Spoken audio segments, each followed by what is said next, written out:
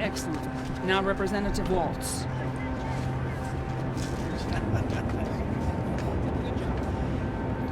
Here's the bottom line. What I think you're going to hear from Representative Salazar and so many of us here is that communism kills. Communism has killed more than any other ideology in world history. Communism has killed more than fascism. Communism has killed more than imperialism, more than any other form of government. Communism has killed. And communism, in order for it to work, has to lead to authoritarianism. It has to, and it always has, and it always will. And whenever we have a segment of society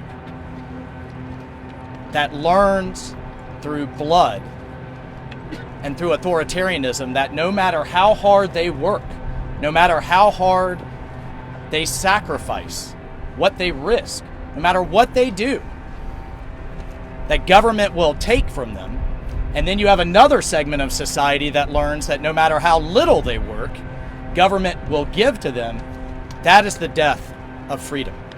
And that's what happens under communism, because at the end of the day, you must have an authoritarian regime to decide who those winners are and who those losers are. And gee, it should be no surprise that that authoritarian regime always, throughout history, and always will, puts themselves first as the winners. And that's why in every communist regime, you see the regime enriching itself before the people that they're supposed to serve.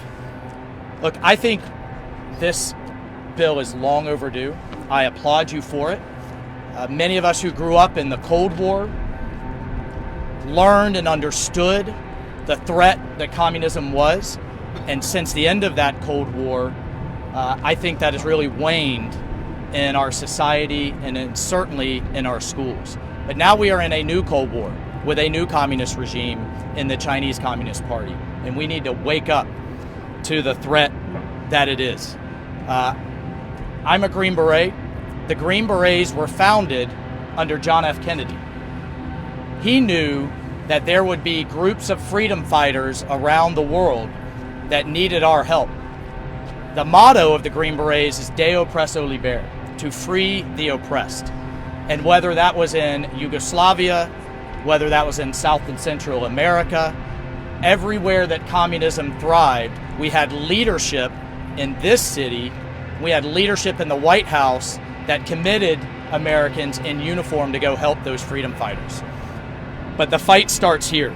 And as Representative Crenshaw said, we talk a lot these days about what's taught in our schools, about having a clear eye and clear teaching of history, whether it was the plight of Native Americans or racism or slavery.